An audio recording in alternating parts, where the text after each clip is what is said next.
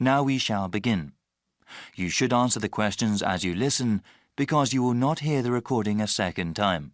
Listen carefully and answer questions 1 to 5.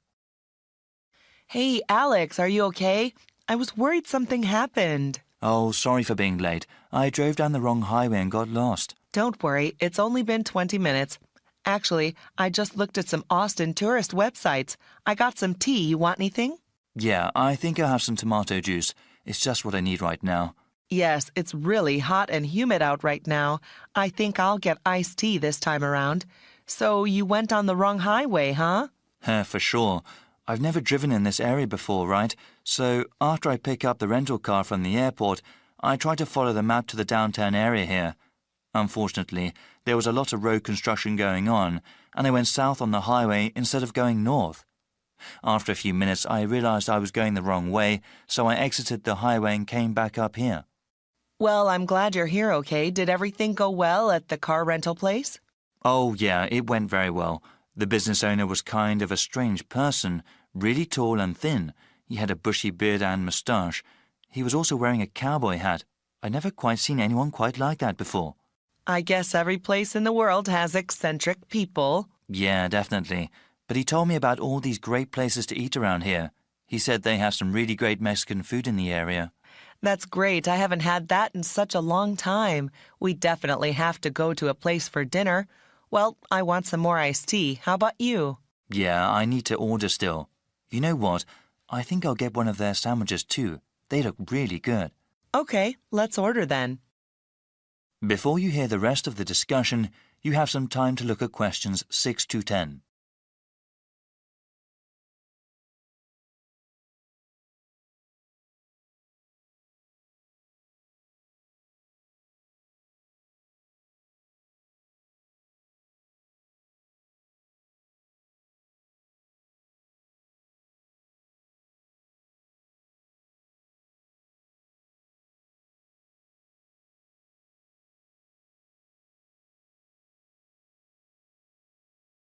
Now listen and answer questions 6 to 10. Now then, what are we going to do today? I was thinking it would be nice to see the state capitol and then maybe the university. Well, according to the website, let me see. The state capitol has tours only on Mondays, Wednesdays, and Fridays. Yeah, if we went there, it would be much better to go on a guided tour. Oh, wait. Yes, there are tours on Mondays, Wednesdays, and Fridays, but also on Saturdays. The university site lists a lot of places that are interesting, so maybe we can spend most of the day at both the Capitol and there. We should definitely go to the lake after that as well, and even spend the night camping there. Great plan. Is there anything else you found online? Yeah, I know you studied biology, so I was thinking that the park would be good. They have a pretty unique collection of trees and plants. They are open Monday through Saturday, so we can go there anytime. There's also the mountain. There are some photos on the website. It looks like they have some great views of the city, and I definitely want to do some hiking. Yes, we would have to take another day for the park and the mountain. But you know, the guy at the rental place was talking about the weather. It seems that there will be a pretty bad storm coming tomorrow. We need to plan around that since it won't be good to be outside when it comes. Certainly not. It's not worth hiking somewhere if the weather is terrible. You know, we can go to the park and the mountain today and then go to the indoor places, the Capitol and the university tomorrow. It'll be hard to get around in the rain, but at least we'll be inside. I agree.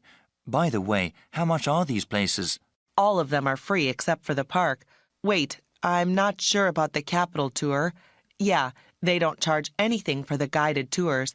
All right then, we'll go hiking first and then relax at the park. Then we can camp at the lake.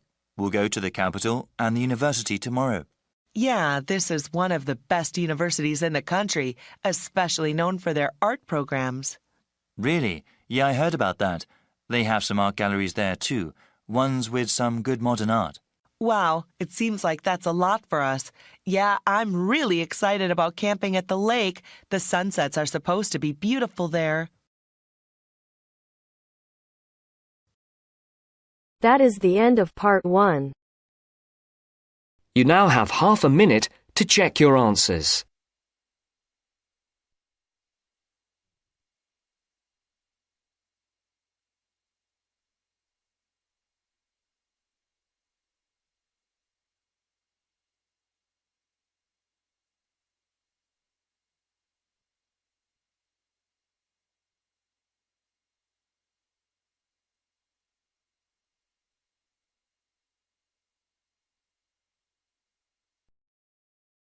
Now turns to Part 2. Part 2. You will hear a doctor from a medical center giving some information about the center. As you listen, answer questions 11 to 20. First, you will have some time to look at questions 11 to 14.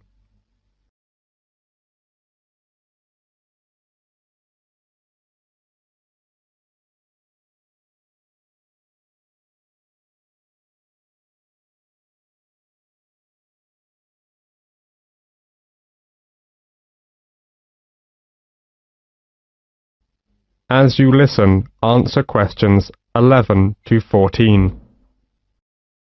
Section 2. Good morning, everyone. I'm John Smith, the General Practitioner of London Fields Medical Centre, and I'm very glad to give you a brief introduction about our practice and some suggestions about how to see a doctor here. Our receptionists are usually the first point of contact and are here to help you. They have a lot of information to hand, and in most cases will be able to help you with your inquiry, ensuring you see the most appropriate clinician. Okay, right. Well, the first thing to do is to register. We can only accept new patients who live in our practice catchment area. To register with us, you will need 2 proofs of address, such as bank statements or tenancy agreements, plus 1 form of ID, such as passport or driver's license. If you are foreign nationals, then you'll have to register as a temporary visitor. Then, fill in this form. It's a medical history form. You have to give details of any illnesses you have had. Then, you also need to write down if you've got any allergies. Okay? This as well as that. We need to know if you've had any operations. And, last of all, you have to give full details of current medication you may be on. This as well as that. You need to fill in this registration card. This is for your personal details. That's your full name, address, and telephone numbers. Okay? And we also need to make an appointment for you to see the doctor for a new patient health check. It'll just take about 15 minutes, that's all. It's just a basic checkup, really. Before the speaker goes on with his introduction, look at questions 15 to 20.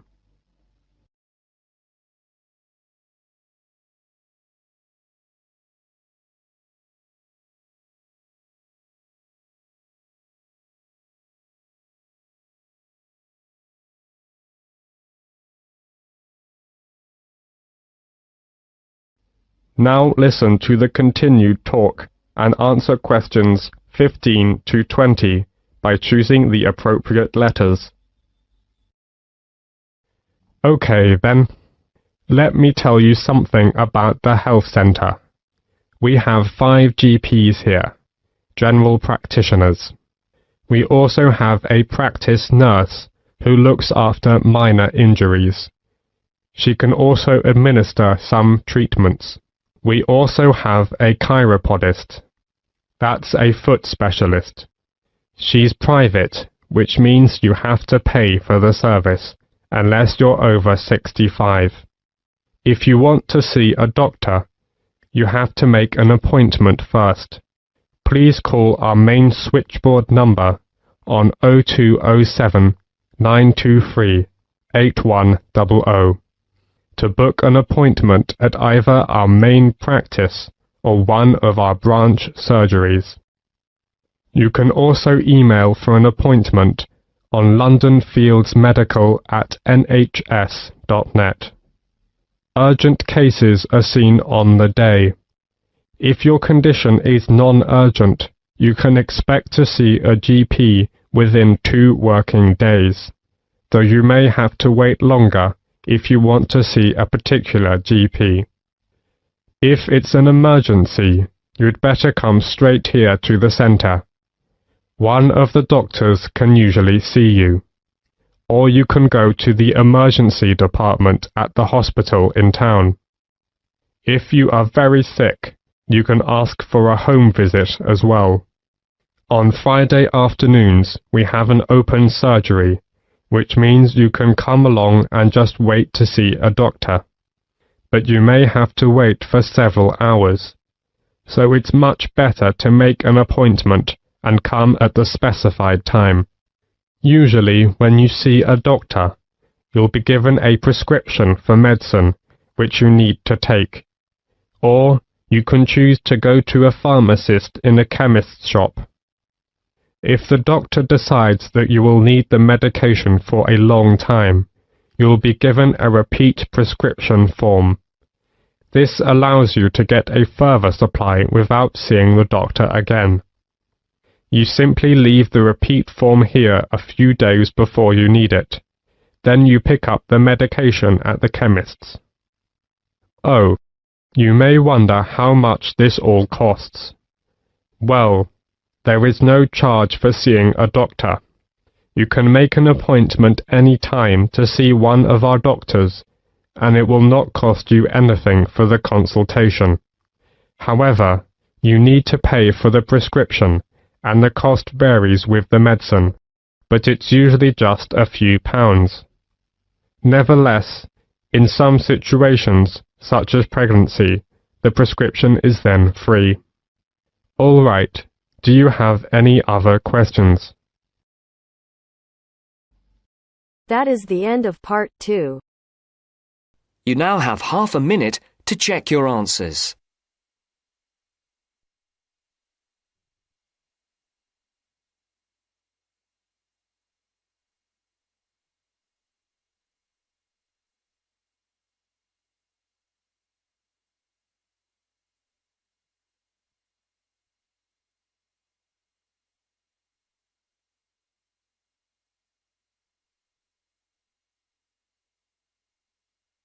Now turns to part 3. Part 3. You'll hear a talk between an interviewer and an interviewee called Chris Evans from the Royal Caledonian Curling Club about ice curling. First, you have some time to look at questions 21 to 26.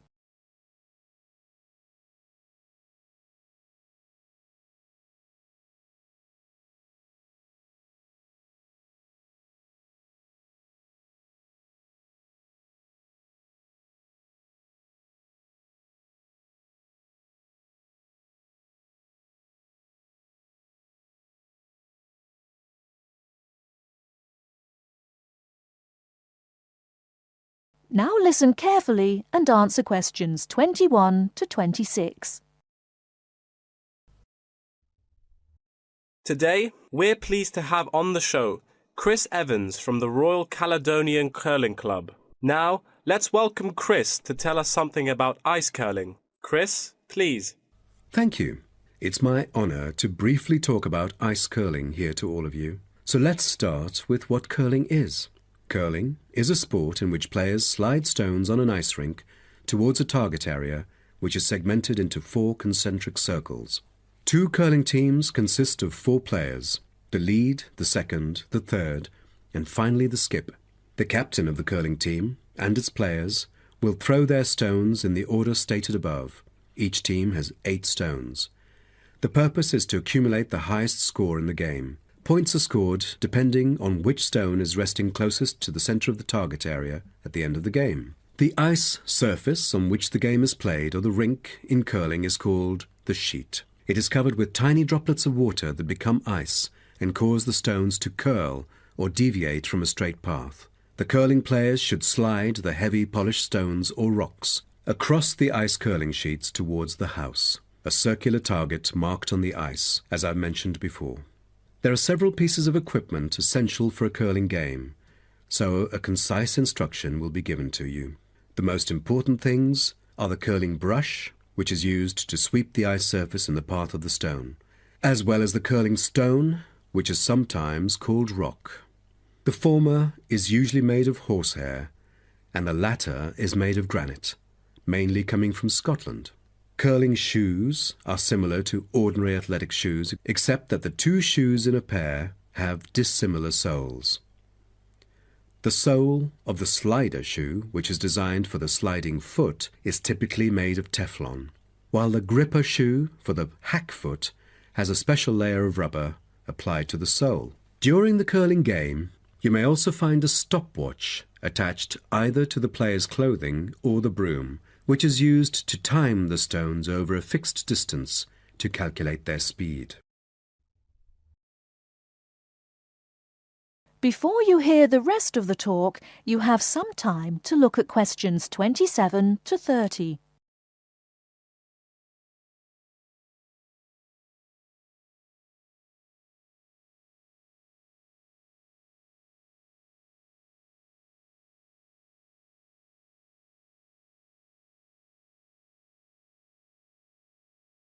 Now listen and answer questions 27 to 30. Now, a word about the development of curling clubs. Curling is thought to have been invented in medieval Scotland, and outdoor curling was very popular in Scotland between the 16th and 19th centuries, as the climates provided good ice conditions every winter. Kilsyth Curling Club is renowned as the first club in the world, having been formally constituted in 1716, and widely influencing ice curling development. In Kilsyth today, both men's and ladies' sections are thriving, participating in all major competitions and having won championships in the British Open in the past. The mother club of curling, Grand Caledonian Curling Club, was instituted in 1838 for the purpose, not as such to attract people's interest, but to regulate the ancient Scottish game of curling by general laws. With these official rules, the young curlers could be trained in a more professional way. By 1842, the new national club had sought to obtain royal patronage, and it has ever since been known as the Royal Caledonian Curling Club. However, many sports, such as athletics and tennis, were frowned upon as being too recreational and not practical enough, so the Crown banned them by law during the 1300s, in the hope that men would instead practice the archery skills that were seen as vital to the country's defence. And the ban was lifted in the 17th century. So, do you know the reason for curling being kept during the 16th century? Is it because it was so popular, or because people from all ages like children could play it? The spirit of curling dictates that one never cheers mistakes, misses, or gaffes by one's opponent. And most importantly, all the team members should strictly follow the instructions of their captain, which is essential for men in battle. Curling was brought to Canada from Scotland, and some curling was played informally before 1800. Curlers often used iron curling stones made from melted materials such as cannonballs rather than granite until the early 1900s, because there were transport problems importing granite stones from Scotland. That is the end of part 3. You now have half a minute to check your answers.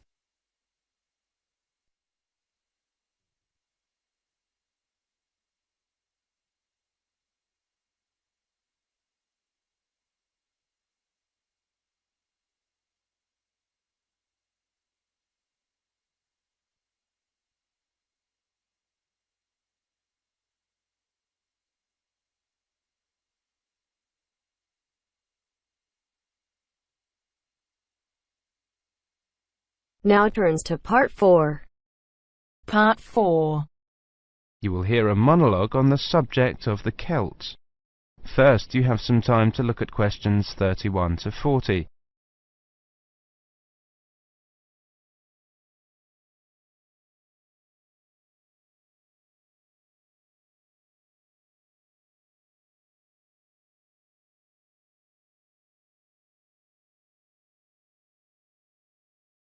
Now listen carefully and answer questions 31 to 40. Welcome to this introductory lecture on the Celts. Who were the Celts? The Celts were an Indo-European group, that is, related linguistically to the Greeks, the Germanic peoples, certain Italic groups and peoples of the Indian subcontinent. They arose in Central Europe at the beginning of the first millennium BC, and were an iron-using and horse-rearing peoples. By the end of the first millennium BC, their cultural group had spread up and down the Danube and Rhine, taking in Gaul, Ireland and Britain, across Central Europe into northern Italy and northern Spain. Their roaming across Europe led some of the Celtic tribes to sack Rome in 390 BC, creating a fear of the northern barbarians that was to haunt Romans for hundreds of years to come. The Celts are defined archaeologically by the type sites of Hallstatt and Latene, the former being taken to relate to an earlier phase of cultural development. Hallstatt, an ancient salt mining area, was excavated from 1876 onwards by the Viennese Academy of Sciences, and provided the first classification of the prehistoric Celts. In 1858, the waters of Lake Neuchâtel in Switzerland sunk to a low level, revealing a large prehistoric settlement with a huge number of surviving artifacts. The nearby town of Latene gave its name to the second phase of Celtic cultural development. However, please note that these phases overlap through time and are defined according to geographical area. Let's look at each of these, taking the Hallstatt first. Hallstatt culture is characterized in 4 stages. A and B were during the Late Bronze Age, from about 1200 to 700 BC. C was in the Early Iron Age, from about 700 to 600 BC. D was from about 600 to 475 BC. The Hallstatt culture spanned Central Europe, with its centre in the area around Hallstatt in central Austria. There were 2 distinct cultural zones, the eastern and the western. At the start of the period, long-distance trade was already well established in copper and tin, the basic requirements for manufacture of bronze. From about 700 BC, trade in iron also became established. The Hallstatt area also already controlled the trade in salt, crucial when there were few other means to preserve food. Control of these 2 crucial trade goods, iron and salt, provided the basis for the accumulation of wealth and influence. From 800 BC, some burials of rich people can be identified in Central Europe, with grave goods such as wheeled wagons and iron swords. Hallstatt C saw the construction of fortified hilltop settlements to the north of the Alps. These had burial mounds holding very high-quality goods, such as vehicles and expensive imported treasures. By the time of the Hallstatt D period, these increasingly extravagant burial mounds were clustered around a few major hill forts to the southwest of the region. This suggests a development and a concentration of wealth and social power, possibly based on the development of Massilia, present-day Marseille, as a Greek trading port. The expansion of luxury trade brought greater opportunities for profit and helped to create an increasingly stratified society, with the development of a wealthy nobility. Over the period from 1846 to 1863, 1,000 graves were found at Hallstatt, with an astonishing range of artifacts, including clothing and salt mining equipment, as well as weapons, jewellery, pottery, and imported bronze vessels in the chieftains' graves. The Latene era was the time of Celtic expansion and migration, and the time of formation of the myths. The Latene culture is named after the site in Switzerland where it was first discovered. The Latene people were those known to the Romans as Gauls, originally found in an area from eastern France to Bohemia. The Latene culture spread rapidly from about 400 BC. The Latene Celts settled in Spain in 450 BC, in northern Italy in 400 BC, invaded Rome in 390 BC, invaded Greece in 279 BC, invaded Galatia in modern Turkey, in 270 BC. By 200 BC, they occupied the lands that are now Britain, the Netherlands, Brittany, Belgium, Germany and Switzerland. There is much debate over how much of the expansion into Britain was achieved through invasion and settlement, and how much was the expression of cultural transfer that accompanied trade and reflected the commonality of kinship and language of many tribes. There is little evidence for actual migration of Latin people into Britain. Nevertheless, it does appear that the Latin culture was more militarily focused than the Hallstatt one. The Latin graves across Europe hold iron weapons, swords and spearheads, and wooden shields, as well as everyday items such as razors, yokes, cauldrons and jewellery.